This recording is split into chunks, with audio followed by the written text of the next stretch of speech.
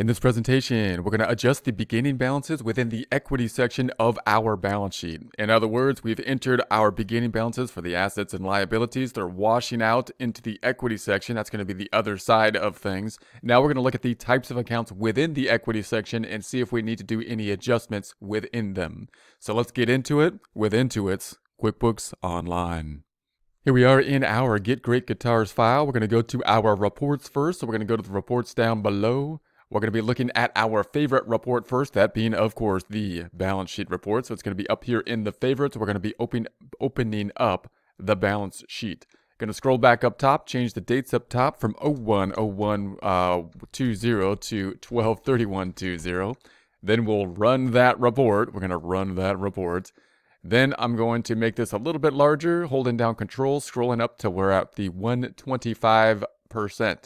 Now, if we look down at the balance sheet, we've been going through the balance sheet and entering all of our beginning balances for the assets and the liabilities.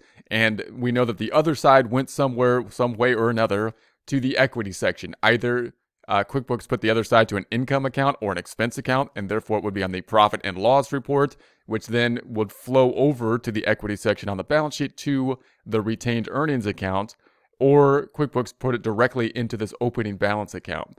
Now, that means that everything's in equity and we're in balance, of course. QuickBooks will force us to be in balance and won't let us do anything that won't be in balance typically. So we're going to be in balance here. Now we just need to kind of clean up the equity section. So this is the right number. That's what we want there. This should tie out to basically the beginning balance of the balance sheet if we have a balance sheet that we're entering into the first beginning balance for our system from the prior accounting system. However, we might want to then adjust between the equity accounts here. Now I'm going to duplicate this tab and then take a look at the profit and loss. So I'm going to right click on this tab up top and we're going to duplicate it. And let's take a look at our other favorite report, that being the profit and loss report. So I'm going to go down to the reports once again. We're going to be taking a look at our other favorite report, that being the profit and loss report. Let's open up that old profit and loss report. We're going to be changing the dates up top. So I'm going to change the dates from 01/01/20 to 12/31/20, and then I'm going to run that report. Let's run that report.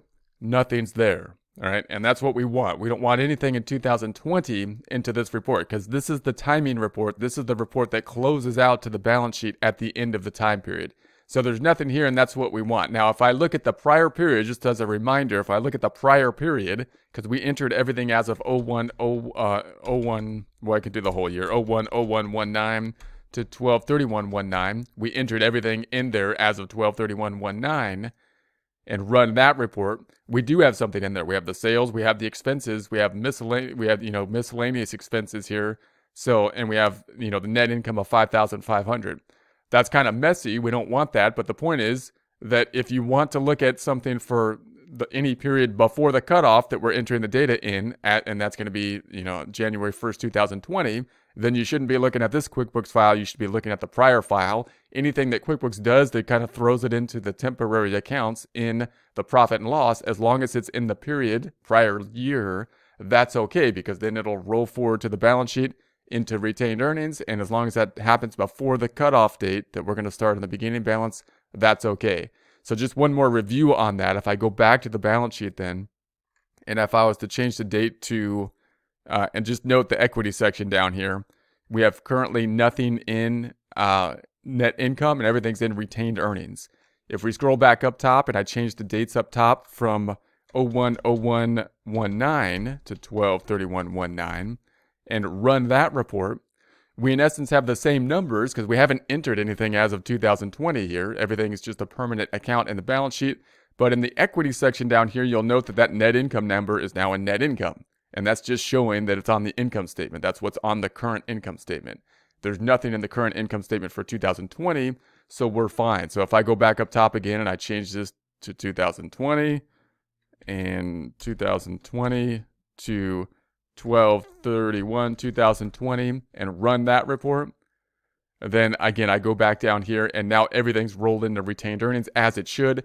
The fact that there's nothing in this net income line that should give me an indication that if I was to run the profit and loss for the same time period, the same year, there's not going to be anything there, which is good. That's what we want. Okay, so I'm going to go back to the prior tab. I'm going to copy the profit and loss. I'm going to right click on it. I'm going to duplicate the P&L, the profit and loss. Now I want to introduce us to another report over here that's really useful, not as used by most people. Probably they consider it more of an accounting report, an accountant report, because it has debits and credits in it.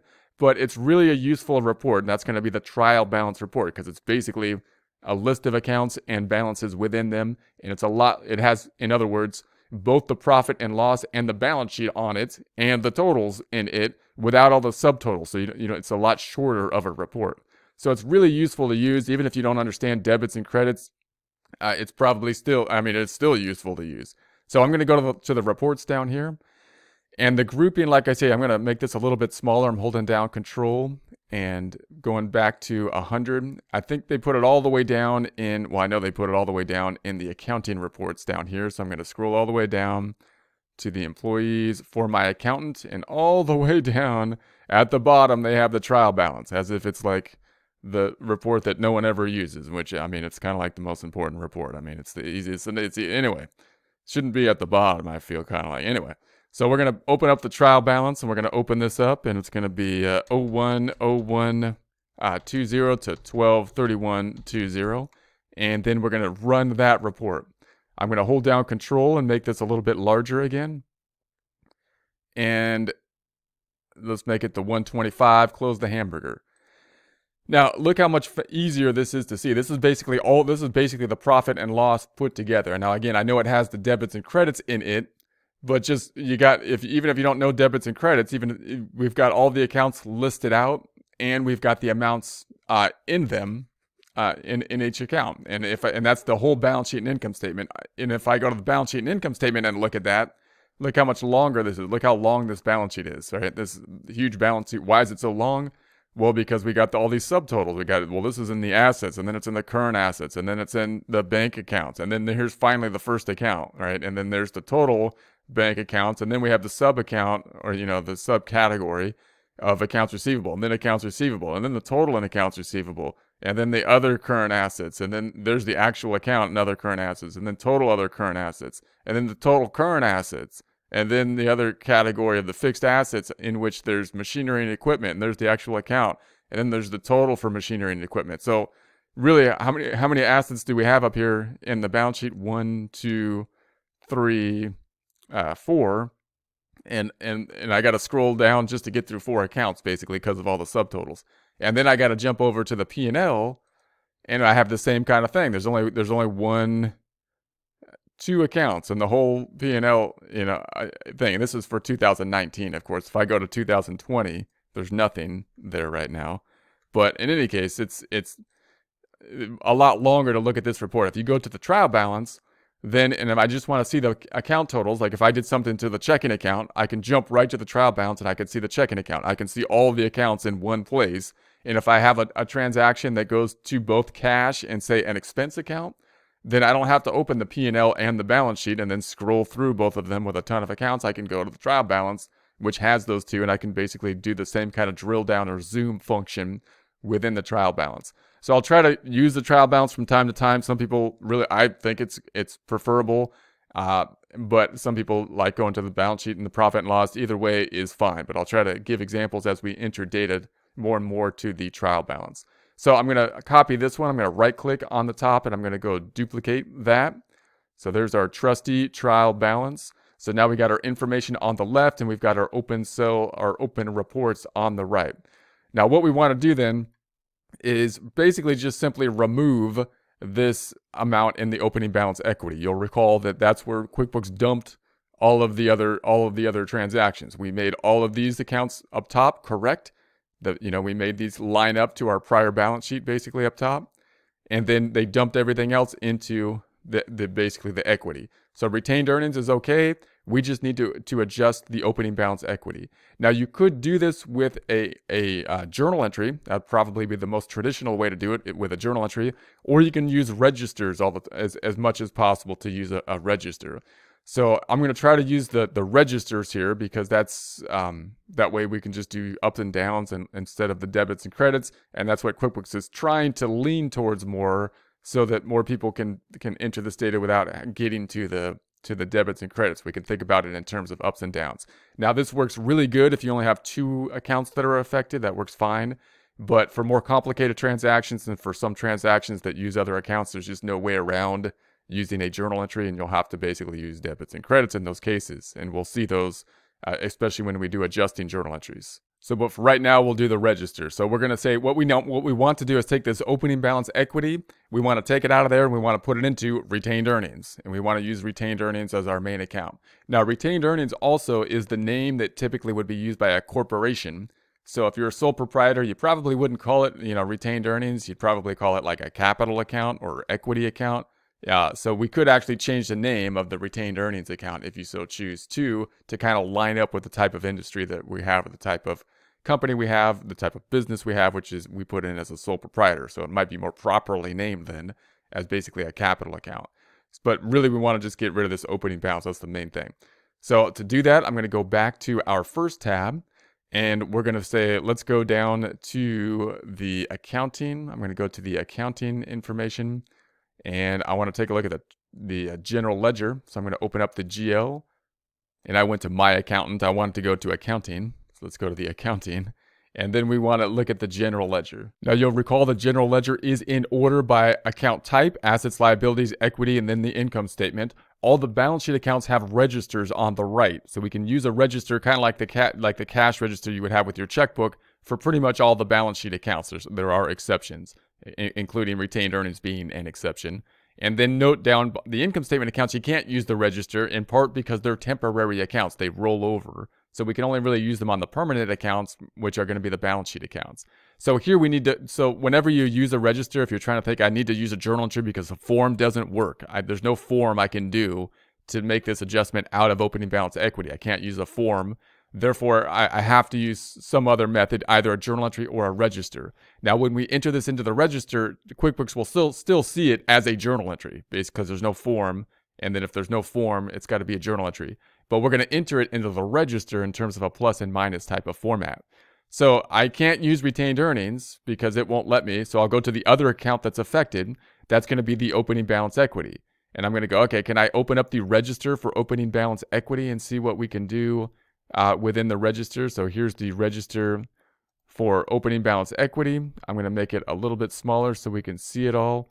And it has up top the 79,896 in it. Now we simply just want that to go down to 0. So I got to do what I got to do to make that go down to 0. So we're going to select this item up top. It says add journal entry. So we're going to add journal entry. And then it'll give us our basically little data input screen. I just closed the hamburger. I'm going to put this in place as of 12/31/19. Once again, as of the beginning of the year or the end of the prior year. I don't need a reference number. I don't need a payee account. I don't really need a memo, but we could put this is the beginning balance adjustment, balance adjustment. And we're going to say that this is going to be a decrease. We need a decrease here for that amount, the 79,896. So 79896. And then the other side, all we got to do is list where the other side is going to go. And the other side is going to go to the retained earnings account. So I'm looking for retained earnings. I could start to type it in here, retained earnings. And there it is. It's the equity account of retained earnings. So you'll see we're in terms of a plus and minus, but it's basically a journal entry. You got 2 accounts that are going to be affected here. And then I'm going to say, save it, please. So we're going to save it. And there we have it. So now this balance is now down to 0. So it took this balance down to 0. That's what we were hoping to happen. And the other side should be going to retained earnings. So let's see if that is indeed the case. Let's take a look at our trial balance. I'm going to refresh the screen. I'm going to click on the URL and just say enter, refreshing the screen. And then if we scroll down, we see the retained earnings now at the 85,396. So that's it. Opening balance down to 0. So that's what we want. Profit and loss, no change to the profit and loss. It's still 0 as of the current date we want, which is 01/01/19 to 12/31. I'm sorry, 01/01/01/20 to 12/31/20. So we're going to run that report. That looks good. Then the balance sheet, we'll see the same kind of reflection in the equity section. I'm going to rerun this report and refresh the URL. And if we go down to equity, we'll see the same thing reflected down here. Now, the only other thing you might want to do is, again, change this retained earnings. I can change the name of that account because that's for a corporation. We're a sole proprietor. I'll change it to something like capital. So I'm going to go back to the first tab again. And let's go, I'm going to make this a little bit smaller, back down to 100%. Going to select the old hamburger here. We're going to go to the accounting. I could have just gone back to the chart of accounts, but I'm going to go down to the accounting chart of accounts. And then I want to go down to that retained earnings. It's in order by type. So we got the assets, and then we've got the liabilities. Then we have the equity account down here. So here's the equity, here's the retained earnings. What I'd like to do is edit the equity account, edit retained earnings. So I'm going to go to the side. I'm not going to select the run report, but the little drop down triangle. So I'm going to select the drop down triangle. I'm going to edit that account. Then we're gonna keep the account type the same, the detail the same. We're just simply gonna change the name to the capital account, something like that. And then I'm gonna say save and close.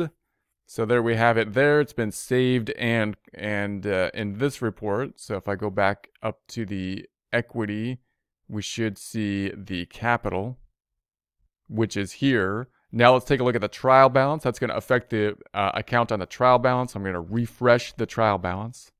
So there it is on the trial balance. Now at capital, and I'm going to go to the balance sheet and refresh the balance sheet, and we should see the same thing there as well. So if we scroll down to the bottom of the balance sheet, then we see the capital account here as well.